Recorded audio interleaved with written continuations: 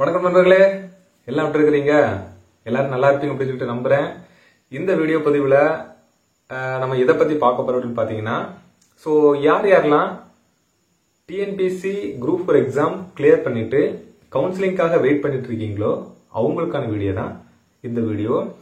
So பொதுவாக பார்த்தீங்கன்னா நம்ம எல்லாரும் எதுக்காக கவுன்சிலிங் போவோம் அப்படின்னு பார்த்தீங்கன்னா, ஸோ ஒரு டிபார்ட்மெண்ட்டை சூஸ் பண்ண போறோம். கரெக்டா? ஸோ இந்த டிபார்ட்மெண்ட் சூஸ் பண்றதுங்கிறது ரொம்ப ரொம்ப முக்கியமான விஷயம். எதுக்காக அப்படின்னு பாத்தீங்கன்னா, அடுத்த 30 வருஷம் அல்லது 40 வருஷம் உங்களுடைய வாழ்க்கையை தீர்மானிக்க கூடியதே இந்த டிபார்ட்மெண்ட் தான். நீங்க எப்போ சர்வீஸ்ல என்ட்ரி ஆகுறீங்களோ, சர்வீஸ்க்குள்ள போறீங்களோ, அதுல இருந்து எப்போ ரிட்டையர்ட் ஆகுறீங்களோ அது வரைக்கும் அந்த டிபார்ட்மெண்டோட நீங்க இருக்க போறீங்க. வீட்டுல இருக்க நேரத்தை விட அந்த டிபார்ட்மெண்ட்ல தான் இருக்கணும். கரெக்டா? ஸோ அப்பேற்பட்ட இந்த டிபார்ட்மெண்ட்டை நீங்க ரொம்ப கவனமா தேர்ந்தெடுக்கணும். ஸோ எதுக்காக இந்த வீடியோ நான் ரெடி பண்றேன் அப்படின்னு பாத்தீங்கன்னா, நிறைய மாணவர்கள் பாத்தீங்கன்னா என்னுடைய அனுபவத்திலிருந்து நான் பாக்குறேன், நிறைய மாணவர்கள் கஷ்டப்பட்டு படிக்கிறாங்க. 2 வருஷம் 3 வருஷம் 4 வருஷம் கஷ்டப்பட்டு படிக்கிறாங்க, எக்ஸாமும் கிளியர் பண்ணிடுறாங்க. ஆனால் டிபார்ட்மெண்ட்டை சூஸ் பண்றதுல தப்பு பண்ணிடுறாங்க. இந்த டிபார்ட்மெண்ட்டை சூஸ் பண்றதுல நீங்க தப்பு பண்ணிட்டீங்கன்னா எந்த கதை மாதிரி ஆகும் தெரியுமா? Operation success but patient died. இதே மாதிரி தான் உங்களுடைய நிலைமை இருக்கும். எக்ஸாம் கிளியர் பண்ணதுனால எந்த விதமான பிரயோஜனமும் இருக்காது. நீங்க வெளியே இருந்து பாக்குறீங்க, நிறைய டிபார்ட்மெண்ட்டை வெளியே இருந்து பாக்குறீங்க, அது உண்மை கிடையாது. ஸோ பொதுவா கவர்மெண்ட் ஜாப் பத்தி வெளியே நிறைய பேர் நிறைய விதமாக பேசுவாங்க. ஸோ அதெல்லாம் வச்சுக்கிட்டு நாமளா ஒரு அசம்ஷன் பண்ணிப்போம். அப்போ கவர்மெண்ட் இந்த டிபார்ட்மெண்ட் இப்படி இருக்குமோ அப்படின்னு சொல்லிட்டு நாமளா ஒரு அசம்ஷன் பண்ணி தவறான துறையை தேர்ந்தெடுத்துறாங்க. தவறான துறையை தேர்ந்தெடுத்துட்டீங்கன்னா உங்களால வெளியே வரவே முடியாது. ஏன் அப்படின்னு பாத்தீங்கன்னா, இப்போ ஒரு பிரைவேட் ஜாப்புக்கு போறீங்க, ஒரு கடைக்கு வேலைக்கு போறீங்க அப்படின்னா உங்களுக்கு பிடிக்கலன்னு என்ன பண்ணுவீங்க? உடனே ரிசைன் பண்ணிட்டு அடுத்த கடைக்கு போவீங்க. அடுத்த கடைக்கு போறீங்க, அங்க பிடிக்கலன்னு என்ன பண்ணுவீங்க? அடுத்த கடைக்கு போயிருவீங்க. அப்படி மாறிக்கிட்டே இருக்கலாம். அது பிரைவேட் ஜாப். ஆனா கவர்மெண்ட் ஜாப்ல இந்த டிபார்ட்மெண்ட் பிடிக்கலப்பா, நான் அடுத்த டிபார்ட்மெண்ட் போறேன் அப்படின்னா உங்களால போக முடியுமா? கண்டிப்பா போக முடியாது. பிடிச்சிச்சோ பிடிக்கலையோ நீ கடைசி வரைக்கும் அதுல இருந்து தான் ஆகணும். ஒருவேளை உங்களுக்கு நல்ல வசதிகள் இருக்கு, வசதி வாய்ப்புகள் இருக்குது அப்படின்னா வேணா அந்த வேலையை ரிசைன் பண்ணலாமே தவிர மற்றபடி உங்களால அந்த வேலையை ரிசைன் பண்ணவே முடியாது. ஒரு டைம் உள்ள வந்துட்டீங்கன்னா உங்களால வெளியே போகவே முடியாது. ஸோ அதனால இந்த டிபார்ட்மெண்ட்டை மிகச்சரியாக நீங்க சூஸ் பண்ணணும். நிறைய பேர் பாத்தீங்கன்னா கஷ்டப்பட்டு படிப்பாங்க, 2 வருஷம் 3 வருஷம் படிச்சுட்டு டிபார்ட்மெண்ட் சூஸ் பண்றதுல தப்பு பண்ணிடுவாங்க. ஸோ நீங்க எந்த அளவுக்கு கஷ்டப்பட்டு படிச்சு எக்ஸாமை கிளியர் பண்ணினீங்களோ அதை விட அதிகமா கஷ்டப்பட்டு இந்த டிபார்ட்மெண்ட்டை சூஸ் பண்றதுல உங்களுடைய கவனத்தை செலுத்த வேண்டும். நான் பாக்குறதுல நிறைய பேர் பாத்தீங்கன்னா நல்ல மார்க் எடுத்திருப்பாங்க, ஆனா தப்பான துறையை தேர்ந்தெடுத்துட்டு கஷ்டப்படுற நிறைய மாணவர்கள் நான் பார்த்திருக்கேன். ஆனா நல்ல மார்க் எடுத்திருந்தேன்னு தெரியாம இந்த டிபார்ட்மெண்ட் எடுத்துட்டேன் அப்படின்னு சொல்லிட்டு நிறைய பேர் சொல்றதை என் காதால கேட்டிருக்கிறேன். ஸோ அந்த மாதிரியான சூழ்நிலைக்கு நீங்க வந்துடக்கூடாது அப்படிங்கிற ஒரே காரணத்துக்காக தான் இந்த வீடியோ நான் ரெடி பண்றேன். ஸோ ரொம்ப ரொம்ப முக்கியமா நீங்க டிபார்ட்மெண்ட் சூஸ் பண்ணணும். ஒரே ஒரு எக்ஸாம்பிள் நான் சொல்றேன். ஒரு துணி எடுக்க நீங்க போகணும்னு ஆசைப்படுறீங்க, ஒரு திருவிழாவுக்கு ஒரு ட்ரெஸ் எடுக்கணும்னு ஆசைப்படுறீங்கன்னு வச்சுங்களேன். ஸோ எத்தனை கடைகளை நம்ம விசாரிப்போம், எந்த கடைக்கு போனா நல்லா இருக்கும், எந்த கடையில நிறைய கலெக்ஷன் இருக்கும், எந்த கடையில துணிகள் அதிகமா வச்சிருக்கிறாங்க, எங்க ரேட்டு கம்மியா இருக்கும், எத்தனை இதை விசாரிக்கிறோம். ஆனா அநேகர் டிபார்ட்மெண்ட்டை சூஸ் பண்றதுல விசாரிக்கவே மாட்டாங்க. கண்மூடித்தனமா கண்ணை மூடிட்டு இருப்பாங்க.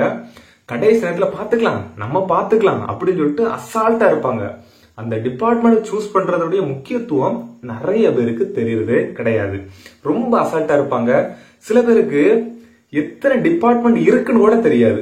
சும்மா நம்மளுக்கு தெரிஞ்ச அளவுக்கு ஒரு சில டிபார்ட்மெண்ட் தெரியும். இப்போ சப்போஸ் டிஎன்பிஎஸ்சி குரூப் 4 எடுத்துட்டீங்கன்னா நம்மளுக்கு என்ன தெரியும்? விஓ எக்ஸாம் இருக்கு, விஓ போஸ்ட் இருக்கு, ரெவென்யூ இருக்குது, ரூரல் டெவலப்மெண்ட் இருக்குது, காலேஜ், இப்படி ஒரு சில முக்கியமான துறைகள் நமக்கு தெரியுமே தவிர கிட்டத்தட்ட டிஎன்பிஎஸ்சி குரூப் 4ல மினிமம் 50 டிபார்ட்மெண்ட் இருக்குது. உங்களுக்கு தெரியுமா? மினிமம் 50 டிபார்ட்மெண்ட் இந்த டிஎன்பிஎஸ்சி குரூப் 4 எக்ஸாம் மூலமாக தேர்ந்தெடுத்து வேலைக்கு ஆள அனுப்புறாங்க. சோ நீங்க கிட்டத்தட்ட இந்த 50 டிபார்ட்மெண்ட் இருக்குது. இதுல டிபார்ட்மெண்ட் பத்தி தெரிஞ்சுக்கிட்டாதான் நீங்க மிகச்சரியான துறையை தேர்ந்தெடுக்க முடியும். சோ ஃபர்ஸ்ட் விஷயம், நான் நல்ல டிபார்ட்மெண்ட் சூஸ் பண்ணணும், நான் என்ன பண்ணணும் அப்படின்னு நீங்க கேட்டீங்கன்னா, ஃபர்ஸ்ட் நீங்க எந்த எக்ஸாம் கிளியர் பண்றீங்களோ அதுல என்னென்ன துறைகள் இருக்குதுன்னு சொல்லிட்டு நீங்க தெரிஞ்சுக்கணும். டிஎன்பிசி குரூப் ஒரு எக்ஸாம் பொறுத்த அளவுக்கு கிட்டத்தட்ட மினிமம் 50 டிபார்ட்மெண்ட் மேல இருக்குமே தவிர குறையாது. ஆனா நம்மளுக்கு ஒரு சில டிபார்ட்மெண்ட் அது தெரியும், ஆல்ரெடி சொன்ன மாதிரி. சோ அதனால எந்தெந்த துறைகள் இருக்குது, எந்தெந்த டிபார்ட்மெண்ட் இந்த குரூப் ஒரு எக்ஸாம்குள்ள வருது அப்படின்னு சொல்லிட்டு நீங்க ஃபர்ஸ்ட் விஷயம் நீங்க தெரிஞ்சுக்கணும். ரெண்டாவது விஷயம் வந்து டிபார்ட்மெண்ட் சூஸ் பண்றதுல மிக முக்கியமான ரோல் என்ன அப்படின்னு பாத்தீங்கன்னா, நீங்க சரியாக விசாரிச்சு டிபார்ட்மெண்ட்டை சூஸ் பண்ணணும். சரியா விசாரிக்கணும். சரிங்க, விசாரிக்கணுங்கிறீங்களா, யாருக்கிட்ட விசாரிக்க, அதுதான் முக்கியம். சோ உடனே விசாரிக்கணும் அப்படின்னு சொல்லிட்டோம்னா நிறைய பேர் என்ன பண்ணுவாங்கன்னா, எனக்கு ஃப்ரெண்ட்ஸ்கள் இருக்கிறாங்க, ஃப்ரெண்ட்ஸ் விசாரிச்சு நான் எடுப்பேன், ஃப்ரெண்ட்ஸ்கிட்ட விசாரிச்சுக்கிட்டு நான் டிபார்ட்மெண்ட் எடுத்துருவேன் அப்படின்னு சொல்லி சொல்லுவாங்க. சோ இப்போ ஒரு ஃப்ரெண்ட்ஸ், உங்களுக்கு தெரிஞ்ச ஒரு ஃப்ரெண்டு ஒரு டிபார்ட்மெண்ட்ல இருக்கிறான்னா, இப்போ சப்போஸ் ஒரு ஃப்ரெண்டு உங்களுக்கு வந்து நம்ம வருவாய்த்துறையில இருக்கிறான்னா, அந்த ஃப்ரெண்டுக்கு வருவாய்த்துறையை பத்தி வேணா நல்லா தெரியுமே தவிர மீதி இருக்கிற 49 துறையை பத்தி அந்த ஃப்ரெண்டுக்கு தெரியாது. கரெக்டா? அந்த ஃப்ரெண்டுக்கு தெரிஞ்சிருக்க வாய்ப்பே கிடையாது. வேணும்னா அரசியல் புரட்சியில எவனோ சொன்னதை வச்சுட்டு வேணா அது அப்படி இருக்குன்னு சொல்லுவாங்க, இப்படி இருக்குன்னு சொல்லுவாங்களே தவிர எக்ஸாக்டா அந்த டிபார்ட்மெண்ட் எப்படி, அந்த டிபார்ட்மெண்ட்ல ஒர்க் நேச்சர் என்ன, அந்த டிபார்ட்மெண்ட் எப்படி இருக்கும் அப்படின்னு சொல்லிட்டு அவனுக்கு தெரியாது. அவனுக்கு தெரிஞ்சது அவனுடைய வருவாய்த்துறை பத்தி கேட்டா அவன் A to Z சொல்லுவான். அவனுக்கு என்ன அதுல ஒர்க் பண்றான், அவனுக்கு அதுல அனுபவம் இருக்கும், அதை பத்தி சொல்லுவான். ஆனா மற்ற துறைகளை பத்தி அவனுக்கு தெரியாது. சோ அப்போ நீங்க என்ன பண்ணணும் அப்படின்னு பாத்தீங்கன்னா, ஒன்னும் இல்ல, ஃபர்ஸ்ட் எத்தனை டிபார்ட்மெண்ட்டுக்கு தெரிஞ்சுக்க போறீங்க, எத்தனை டிபார்ட்மெண்ட் இருக்குன்னு தெரிஞ்சுக்கணும். ரெண்டாவது அந்த துறையை பார்க்கணும். இப்ப சப்போஸ் வருவாய்த்துறை இருக்கு, அப்ப நீங்க என்ன பண்ணணும் அப்படின்னு பாத்தீங்கன்னா, நேர போகணும், வருவாய்த்துறை ஆபீஸ் எங்க இருக்குன்னு பார்க்கணும். எல்லாரும் வீட்டு பக்கத்துலயும் கண்டிப்பா எல்லா துறைகளும் கொஞ்சம் தள்ளி இருக்கும், ஆனா பக்கத்துல இல்லாம இருக்கலாம், உங்க சர்க்கிள்லயே கண்டிப்பா இருக்கும். வருவாய்த்துறை போனீங்கன்னா வருவாய்த்துறை அலுவலகம் இருக்கும். வேற என்ன இருக்கு, ரூரல் டெவலப்மெண்ட்னா ரூரல் டெவலப்மெண்ட் பக்கத்துல இருக்கும், காலேஜ் எஜுகேஷன் அங்க இருக்கும், ஜுடிஷியரி டிபார்ட்மெண்ட் பக்கத்துல இருக்கும், எல்லாமே கொஞ்சம் பக்கத்துல இருக்கும். நீங்க என்ன பண்ணணும்னா, இப்போ வருவாய்த்துறை பத்தி உங்களுக்கு தெரியணும் அப்படின்னா நேர பைக் எடுத்துட்டு நேர வருவாய்த்துறை டிபார்ட்மெண்ட் போயிட வேண்டியதான். போயிட்டு ஒரு நாள் ஃபுல்லா அங்க ஸ்டே பண்ணணும். நீங்க அங்க வேலை எப்படி இருக்கு, ஒரு இடத்துல உட்கார்ந்துட்டு அப்படி நீங்க கவனிக்கணும் என்ன நடக்குது. அப்படி இருக்கிறவங்க என்ன பண்ணணும், அங்க ஸ்டாஃப் இருப்பாங்க. இப்ப சப்போஸ் நீங்க ஜூனியர் அசிஸ்டண்டா உங்களுக்கு வேலை கிடைக்க போகுது அப்படின்னா, இப்போ ஜூனியர் அசிஸ்டன்ட் யார் இருக்கா அப்படின்னு சொல்லிட்டு அவங்க கிட்ட போய் விசாரிக்கணும். நான் இப்படி பாஸ் பண்ணிருக்கிறேன், இந்த டிபார்ட்மெண்ட் எடுக்கலாமான் இருக்கிறேன், இந்த டிபார்ட்மெண்ட் எப்படி இருக்கும், ஒர்க் நேச்சர் என்ன, டைம் எவ்வளவு நேரம் ஆகும், ஒர்க் ப்ரெஷர் எப்படி இருக்கும், எந்த மாதிரியான வேலைகள் நமக்கு கொடுப்பாங்க அப்படின்னு சொல்லிட்டு ஒவ்வொரு இதையும் பத்தி நீங்க அவர்கிட்ட விசாரிக்கணும். சோ அவங்க சொல்லக்கூடிய வேலைகள் நம்மளால செய்ய முடியுமா, நம்மளுக்கு அது தகுதி உண்டா அப்படின்னு சொல்லிட்டு நீங்க பாக்கணும். எனக்கு தெரிஞ்ச ஒரு பையனுக்கு பாத்தீங்கன்னா கரடை போட்டுட்டு இருப்பான், ஆனா அவனால கம்ப்யூட்டர்ல அதிக நேரம் ஒர்க் பண்ண முடியாது. ஆனா பாத்தீங்கன்னா அவன் ஒழுங்கா டிபார்ட்மெண்ட் விசாரிக்காம ஃபுல் அண்ட் ஃபுல் அந்த கம்ப்யூட்டர் ஒரு டிபார்ட்மெண்ட் எடுத்தான், எந்த டிபார்ட்மெண்ட் சொல்ல விரும்பல, ஃபுல் அண்ட் ஃபுல் கம்ப்யூட்டர்ல தான் இருக்கணும். அப்போ அவனுக்கு பாத்தீங்கன்னா கண்ணு வெளி, வேலை செய்ய முடியல, வேலையை விடைய முடியாது, கஷ்டப்பட்டு செஞ்சுட்டு இருக்கான். சோ இந்த மாதிரியான ஒவ்வொருத்தங்களும் ஒவ்வொரு மாதிரியான பிரச்சனைகள் இருக்கும். சோ நம்மளால அந்த வேலையை செய்ய முடியுமா அப்படின்னு சொல்லிட்டு அவங்ககிட்ட விசாரிக்கணும். சோ ஃபர்ஸ்ட் ஒரே ஆட்ட விசாரிச்சு நீங்க முடிவு பண்ணிடக்கூடாது. நான் சொன்ன மாதிரி வருவாய்த்துறைக்கு போயிருக்கீங்க, அன்னைக்கு போறீங்கன்னா அன்னைக்கு ஃபுல்லா நீங்க அங்கதான் இருக்கணும். ஒரு போயிட்டு சும்மா அப்படி வெளியே நின்று பார்த்துட்டு அப்படியே மேட்டாப்ல நுனிப்புள் பெஞ்ச மாதிரி வந்தீங்கன்னா எந்த பிரயோஜனமும் கிடையாது. ஒரு நாள் ஒரு ஆபீஸுக்கு போறீங்கன்னா ஒரு நாள் நீங்க அங்கதான் இருக்கணும். அங்க பேசி அவங்ககிட்ட ஃப்ரெண்டு மாதிரி ஆகி அப்படி சொல்லி அவங்ககிட்ட விசாரிக்கணும். விசாரிச்சீங்கன்னா அவங்களே உங்களுக்கு எல்லாம் சொல்லி தருவாங்க, இப்படி இருக்கும் வேலை. சில பேர் சொல்லிடுவாங்க இந்த டிபார்ட்மெண்ட் வராத இந்த மாதிரி இருக்கும் அப்படின்னு சொல்லிட்டு அவங்களே சொல்லிடுவாங்க. சில நிறைய பேர் நல்ல பேர் இருப்பாங்க, அவங்க எல்லாம் சொல்லிடுவாங்க. சோ ஒரு நாள் அன்னைக்கு போறீங்களா, விசாரிச்சுட்டு அதே வருவாய்த்துறைக்கு இன்னொரு நாள் வேற பக்கத்துல எங்கேயாவது ஒரு துறைக்கு போகணும். வருவாய்த்துறை தான், ஆனா வேற பக்கத்துல, அதே ஆபீஸுக்கு போக கூடாது. அதே வருவாய்த்துறை தான், ஆனா வேற ஆபீஸுக்கு போய் அங்க எப்படி இருக்கும், ஏன்னா இங்க இருக்க மாதிரி அங்க இருக்காது. ஒவ்வொரு தகுதிக்கு ஏத்தாப்புல ஒவ்வொரு இடத்துக்கு ஏத்தாப்புல கொஞ்சம் கொஞ்சம் டிஃப்ரெண்டா இருக்கும். சோ அதை நீங்க அங்கே போய் கேட்டு கேதர் பண்ணிக்கணும், அங்க எப்படி இருக்கு அப்படின்னு சொல்லிட்டு ரெண்டு பேர்த்தையும் விசாரிச்சீங்கன்னா ஓரளவு உங்களுக்கு தெரிஞ்சிடும். சோ அப்போ நம்ம இந்த டிபார்ட்மெண்ட் எடுக்கலாமா அப்படின்னு சொல்லிட்டு நீங்க முடிவு பண்ணிக்கலாம். சோ கிட்டத்தட்ட உங்களுக்கு ஒரு 2 மாசம் இருக்கு அப்படின்னு பாத்தீங்கன்னா, இந்த 2 மாசத்தையும் நீங்க டிபார்ட்மெண்ட் சூஸ் பண்றதுக்கு ரொம்ப ரொம்ப கவனமா செலவு பண்ணணும். செலவு பண்ணாம நீங்க தவறான துறையை தேர்ந்தெடுத்தீங்கன்னா ரொம்ப கஷ்டப்படுவீங்க. சோ அதனால ஃபர்ஸ்ட் விஷயம் நல்ல விசாரிக்கணும். நல்ல துறை, எந்த துறையை நீங்க எடுக்கணும்னு ஆசைப்படுறீங்களோ அந்த துறைக்கு போய் டைரக்டா நீங்க போய் விசாரிச்சு அவங்க சொல்றதை கேட்டு இது பண்ணிக்கணும். இது முதல் விஷயம். ரெண்டாவது விஷயம் பாத்தீங்கன்னா விசாரிக்கிறதுங்கிறது ரொம்ப முக்கியம். ஆல்ரெடி சொன்ன மாதிரி சும்மா வெறுமனே தெரிஞ்சவங்ககிட்ட ஃபோன் பண்ணி கேட்டு அவங்க சொல்றத வச்சு நீங்க தயவு செய்து சூஸ் பண்ணக்கூடாது.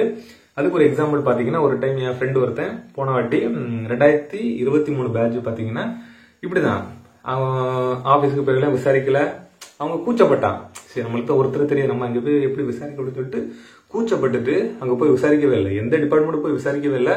பார்த்துக்கலாம், அதுக்கு முந்தின நாள் நம்ம கவுன்சிலிங்க்கு முந்தின நாள் அதை பார்த்து எத்தனை எது வேக்கன்ட் இருக்கோ நம்ம அதை எடுத்துக்கலாம் அப்படின்னு சொல்லிட்டு ரொம்ப அசால்ட்டா இருந்தான். ரொம்ப அசால்ட்டா இருந்தான். கடைசியில ஒரு கஷ்டமான துறையை தேர்ந்தெடுத்து இப்ப ரொம்ப கஷ்டப்பட்டு இருக்கான். அது வேற விஷயம். சோ அப்போ அவன் விசாரிக்கும் போது போன் பண்ணி ஒரு தெரிஞ்சவங்கிட்ட விசாரிச்சான். அப்போ அவங்ககிட்ட விசாரிக்கும் போது இப்படி அந்த டிபார்ட்மெண்ட் எப்படி இருக்கும் அப்படி அப்படின்னும் போது சொன்னாங்களாம், 6:30க்கெல்லாம் கரெக்டா விட்டுருவாங்க அப்படின்னு. அவன் 6:30க்கு விட்டுருவாங்களா, பரவாயில்லையாப்பா அப்படின்னு சொல்லிட்டு அந்த டிபார்ட்மெண்ட் எடுத்துட்டான். கடைசியில பாத்தீங்கன்னா அந்த பொண்ணு 6:30க்கு விட்டுறாங்க. ஆனா பையனை பாத்தீங்கன்னா 8:30 9 மணி ஆகுது வீட்டுக்கு விடுறதுக்கு. அவங்கள 6:30க்கு விட்டுறாங்க. அப்ப பாத்தீங்கல்ல, அவங்க சொன்ன விதம் இவன் எடுத்துக்கொண்ட விதம் அப்படி கம்ப்ளீட்டா சேஞ்ச் ஆகுது. பாத்தீங்களா, அவங்கள 6:30க்கு விட்டுறாங்க. ஆனா அவங்க தெளிவா சொல்ல மாட்டாங்க. நிறைய ஃப்ரெண்ட்ஸ்ல தெளிவா சொல்ல மாட்டாங்க. அதனால தயவு செய்து உங்க ஃப்ரெண்ட்ஸ் சொல்றத அப்படியே நீங்க நம்ப கூடாது. 100% அப்படி நம்ப கூடாது. சந்தேகத்தோட நீங்க பாக்கணும். எல்லாருமே நல்ல விதமா மனசுல வச்சுட்டு சொல்லுவாங்களாங்கிறது டவுட். அதனால கவனமா அந்த ஃப்ரெண்ட்ஸ் சர்க்கிள் நீங்க விசாரிக்கும் போது ரொம்ப கவனமா இருக்கணும், மாட்டிக்கிடாதீங்க. சோ ஃபர்ஸ்ட் விஷயம் நான் சொன்ன மாதிரி டிபார்ட்மெண்ட் போயிட்டு அங்க போய் நீங்க விசாரிக்கணும். ரெண்டாவது ஃப்ரெண்ட்ஸ் கிட்ட விசாரிக்கும் போது ரொம்ப கவனமா இருக்கணும். ரெண்டாவது ஃப்ரெண்ட்ஸ் கிட்ட நீங்க விசாரிக்க கேட்டு தெரிஞ்சுக்கிங்க. அவங்க சொல்றத முழுமையாக நம்ப கூடாது. சரியா? இதை நீங்க சரியா பண்ணீங்கனாலே கண்டிப்பா டிபார்ட்மெண்ட் நல்ல விதமா சூஸ் பண்ணலாம். என்னுடைய பர்சனல் அட்வைஸா நான் உங்ககிட்ட ஒரு சில விஷயங்களை சொல்லணும்னு ஆசைப்படுறேன். என்ன அப்படின்னு பாத்தீங்கன்னா, இப்போ டிஎன்பிஎஸ்சி குரூப் 4 எக்ஸாம் பொறுத்த அளவுக்கு பாத்தீங்கன்னா டிஸ்ட்ரிக்ட் சீனியாரிட்டி, அதாவது நான் சொந்த மாவட்டத்திலே நிறைய பேர் பார்த்தீங்கன்னா நல்ல மார்க் எடுத்திருப்பான். ஆனா பாத்தீங்கன்னா இல்ல எனக்கு சொந்த மாவட்டத்திலே தான் இருக்கணும் அப்படின்னு சொல்லிட்டு டிஸ்ட்ரிக்ட் சீனியாரிட்டி பாத்தீங்கன்னா கிட்டத்தட்ட ஒரு 5 டிபார்ட்மெண்ட் இருக்கு. குரூப் 4 எக்ஸாம் பொறுத்த அளவுக்கு டிஸ்ட்ரிக்ட் சீனியாரிட்டியில 5, மீதி எல்லா துறைகளையும் பாத்தீங்கன்னா ஸ்டேட் சீனியாரிட்டி நம்ம தமிழ்நாட்டுல எங்கெல்லாம் போடுவாங்க. ஆனால் மேக்சிமம் நம்ம மாவட்டத்திலேயே பக்கத்துல இடம் பக்கத்துல தான் போடுறாங்க. அதை நீங்க விசாரிக்கும் போது உங்களுக்கு தெரிஞ்சுக்கும். சில பேர் என்ன பண்ணுவாங்கன்னா, கண்ணை மூடிட்டு நான் நம்ம மாவட்டத்தில் உள்ள துறை தான் எடுப்பேன், டிஸ்ட்ரிக்ட் சீனியாரிட்டி துறை தான் எடுப்பேன், ஸ்டேட் சீனியாரிட்டி எனக்கு வேண்டாம் அப்படின்னு சொல்லுவாங்க. தயவு செய்து நீங்க அப்படி சூஸ் பண்ணவே கூடாது. டிஸ்ட்ரிக்ட் சீனியாரிட்டின்னு சொல்லிட்டு டிஸ்ட்ரிக்ட் சீனியாரிட்டி ஸ்டேட் சீனியாரிட்டி அப்படின்னு சொல்லிட்டு நீங்க பார்க்க கூடாது. எது நல்ல டிபார்ட்மெண்ட், ஏன்னா டிபார்ட்மெண்ட் போகணுங்கிற உங்களுக்கு ஆசை வரணும். நல்ல டிபார்ட்மெண்ட் இருந்தா தான் உங்களால வேலை பார்க்க முடியும். கரெக்டா? அதனால டிஸ்ட்ரிக்ட் நான் எங்க மாவட்டத்திலே தான் இருப்பேன் அப்படின்னு சொல்லிட்டு நீங்க நினைக்கக்கூடாது. இப்போ நம்ம மாண்புமிகு பிரதமர் மோடி ஐயா இருக்கிறாங்க, நான் எங்க மாவட்டத்துல இருப்பேன் அப்படின்னு நினைச்சிருந்தாங்கன்னா இப்ப அவங்க பிரைம் மினிஸ்டர் ஆகிருக்க முடியுமா? ஆகிருக்க முடியாது. அவங்க குஜராத்திலேயே முதலமைச்சராகவே இருந்துட்டு போயிருக்க வேண்டியதான். சோ அப்படி ஒரே மாவட்டத்துக்குள்ள இருப்பேன் அப்படின்னு சொல்லிட்டு அந்த ஒரு எங்க மாவட்டத்துக்குள்ள இருப்பேன்னு சொல்லிட்டு நீங்க அப்படி கண்மூடித்தனமா அப்படி இருக்கக்கூடாது. புரிஞ்சு அவங்களுக்கு நான் என்ன சொல்ல வரேன்னு சொல்லிட்டு எங்க வேலைக்கு போட்டாலும் போகலாம் அப்படிங்கிற மைண்ட் செட்ல வந்துடணும். ரெண்டாவது, உங்களுக்கு நீங்க டிஸ்ட்ரிக்ட் சீனியாரிட்டி நீங்க எடுத்தாலும் லைஃப் லாங் அதே உங்க வீட்டு பக்கத்திலேயே நீங்க இருப்பீங்க அப்படின்னு சொல்லிட்டு எந்த விதமான உத்தரவாதம் கிடையாது. 2 வருஷம் 3 வருஷத்துக்கு ஒருக்கா மாத்துவாங்க. சில டிபார்ட்மெண்ட்ல மாத்துவாங்க, சில டிபார்ட்மெண்ட்ல டெப்டேஷன் மாத்தி போடுவாங்க, சில டிபார்ட்மெண்ட்ல ப்ரொமோஷன் வரும்போது மாத்தி போடுவாங்க. அதனால லைஃப் லாங் ஒரே உங்க வீட்டு பக்கத்திலேயே நீங்க வேலை செய்கிறங்கிறது எந்த விதமான அஷூரன்ஸும் கிடையாது. எந்த டிபார்ட்மெண்ட் எடுத்தாலும் நீங்க டிஸ்ட்ரிக்ட் சீனியாரிட்டி எடுத்தாலும் லைஃப் லாங் உங்க வீட்டு பக்கத்துல நீங்க வேலை பார்க்க முடியாது. மாத்தி போடுவோம், வேற பக்கத்துல ஆபீஸ்ல போடுவோம், மாத்தி போட்டுட்டு தான் இருப்பாங்க. அதனால உங்க மைண்ட் செட் எங்க போட்டா நான் போயிருவேன்.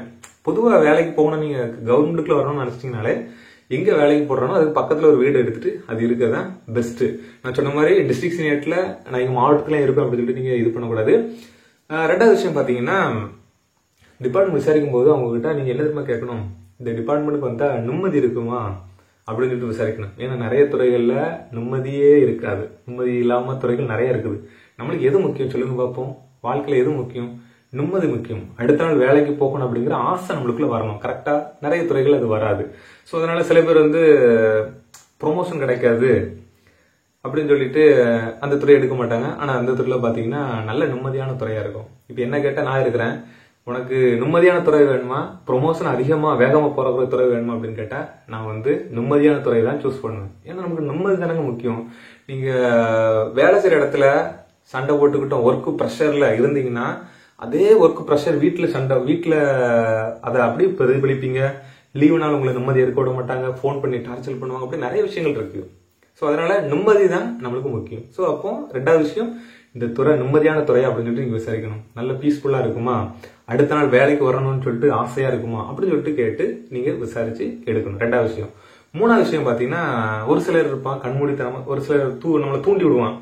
நல்ல அந்த துறை எடுத்து நல்ல கெத்தான துறை, இந்த துறை எடுத்து நல்ல கெத்தான துறை அப்படின்னு சொல்லிட்டு சொல்லுவான். தயவு செய்து கெத்தான துறைன்னு சொல்லிட்டு எடுத்துறாங்க, பெருமைக்கு இடம் கொடுத்துறாங்க, நீங்க மாட்டிக்கொள்வீங்க. தயவு செய்து பெருமைக்கு இடம் கொடுத்துறாங்க. சரியா? இந்த மூணு விஷயத்தை நீங்க மைண்ட்ல வச்சுக்கணும். சொந்த மாவட்டத்திலே இருப்பேன் அப்படின்னு சொல்லிட்டு நினைக்க கூடாது. ரெண்டாவது விஷயம், நிம்மதியா இருக்குமா அந்த துறை, நிம்மதியான துறைன்னு பார்க்கணும். மூணாவது விஷயம், கெத்தான துறை அப்படின்னு சொல்லிட்டு நீங்க பார்க்க கூடாது. சரியா? சோ இவ்வளவுதான். இதைத்தான் உங்களுக்கு சொல்லணும்னு ஆசைப்பட்டேன். சிம்பிளா நீங்க நல்ல துறையை தேர்ந்தெடுக்கணும். குரூப் 4 எக்ஸாம் கிளியர் பண்ணியாச்சு, நம்ம லைஃப் முடிஞ்சிட்டு, நம்ம லைஃப் செட்டில்டு அப்படின்னு நினைச்சுறாங்க. அது கிடையாது. இனிமேதான் உங்க லைஃபே ஆரம்பிக்க போகுது. அது உங்களுக்கு டிபார்ட்மெண்ட்டுக்கு உள்ள வந்ததுக்கு அப்புறம் உங்களுக்கு தெரியும். இப்ப வெளியே இருந்து பார்க்கும்போது உங்களுக்கு தெரியும், பாஸ் பண்ணிட்டோம்டா, நம்ம சாதிச்சிட்டோம் அப்படின்னு நினைப்பீங்க. சாதிக்கலடா தம்பி, இனிமேதான் உன் லைஃப்ல அடுத்த கட்டத்திற்கு போற. இப்பதான் உன் லைஃபே ஆரம்பிக்குது. சரியா? அதுக்கு தயாரா இருந்துக்கோங்க. நான் சொன்ன மாதிரி ரொம்ப கவனமாக டிபார்ட்மெண்ட் சூஸ் பண்ணுங்க. ஒரே ஒரு விஷயத்தான், தன் கையே தனக்குதவி. நீங்க எந்த அளவுக்கு எஃபோர்ட் போட்டு விசாரிக்கிறீங்களோ அந்த அளவுக்கு தான் உங்களுடைய இது இருக்கும். இது இத்தனை வருஷம் கஷ்டப்பட்டு படிச்சிட்டீங்க, இது முக்கியம் கிடையாது. இனிமே நீங்க எப்படி டிபார்ட்மெண்ட் சூஸ் பண்றீங்க அதுதான் முக்கியம். அதுதான் ரொம்ப ரொம்ப முக்கியம். அதுதான் ரொம்ப ரொம்ப முக்கியம். தயவு செய்து இதுல தப்பு பண்ணிடுறாங்க. நிறைய பேர் இதுல தப்பு பண்ணிடுறாங்க. இதுல தப்பு பண்ணிட்டீங்கன்னா வெளியே வர்றதுக்கு ரொம்ப ரொம்ப கஷ்டப்படுவீங்க. சில துறைகள்லாம் நீங்க நினைச்ச மாதிரி இருக்காது. நீங்க வெளியிருந்து பார்க்கும்போது நல்லா இருக்கும், பெரிய பில்டிங் இருக்கும், அழகா இருக்கும், வெளியிருந்து பார்க்க நல்லா பக்காவா இருக்கும், பக்கா கெத்து கெத்து நீங்க நினைச்சுக்கீங்க. ஆனா உள்ள போனீங்கன்னா அப்படி இருக்காது, ரொம்ப மோசமா இருக்கும். உள்ள தெரியாம மாட்டிட்டீங்கன்னா உங்க வெளியே வர்றதுக்கு ரொம்ப கஷ்டப்படுவீங்க, ரொம்ப கஷ்டப்படுவீங்க. அதனால தயவு செய்து விசாரிச்சு டிபார்ட்மெண்ட் சூஸ் பண்ணுங்க. விசாரிக்கிறதுலயும் ரொம்ப கவனமாக விசாரிங்க. அந்த இடத்துக்கே போய் விசாரிங்க. கிட்டத்தட்ட 2 மாசம் இருக்கு. குரூப் 4 எக்ஸாம் கவுன்சிலிங்ல 2 மாசம் கிட்ட இருக்கு எனக்கு தெரிஞ்சு. 2 மாசமும் கவனமா ஒவ்வொரு நாள் ஒவ்வொரு ஆபீஸ்க்கு போங்க, விசாரிங்க, அவங்களோட ஃப்ரெண்ட் ஆகுங்க, கூச்சப்படாதீங்க. அங்க போயிட்டு விசாரிக்கிறது கூச்சப்படாதீங்க. பேசுங்க. பேசுனீங்கனால அவங்க நல்லா ஃப்ரெண்ட்லியா பேசுவாங்க, பேசி எல்லாம் அழகா சொல்லி தருவாங்க. அதனால ஒரே விஷயம் தான், நீங்க எந்த அளவுக்கு நீங்க எஃபோர்ட் போட்டு இது பண்றீங்களோ எல்லாத்தையும் ஓப்பனா அடுத்தவங்க சொல்லாதீங்க. என்னென்ன நீங்க பண்றீங்கன்னு சொல்லி தயவுசெய்து அடுத்தவங்க ஷேர் பண்ணாதீங்க. சரிங்களா? அவங்க என்ன மாதிரியான மைண்ட் செட்ல இருப்பாங்கன்னு சொல்லிட்டு தெரியாது. கவனமா இருங்க, கவனமா சூஸ் பண்ணுங்க. நீங்க நல்ல டிபார்ட்மெண்ட் சூஸ் பண்ணி நல்லபடியா வாழணுங்கிறது என்னுடைய ஆசை. இந்த வீடியோ உங்களுக்கு பிடிச்சிருக்குன்னு நம்புறேன். மீண்டும் அடுத்த வீடியோல பார்க்கலாம். நன்றி.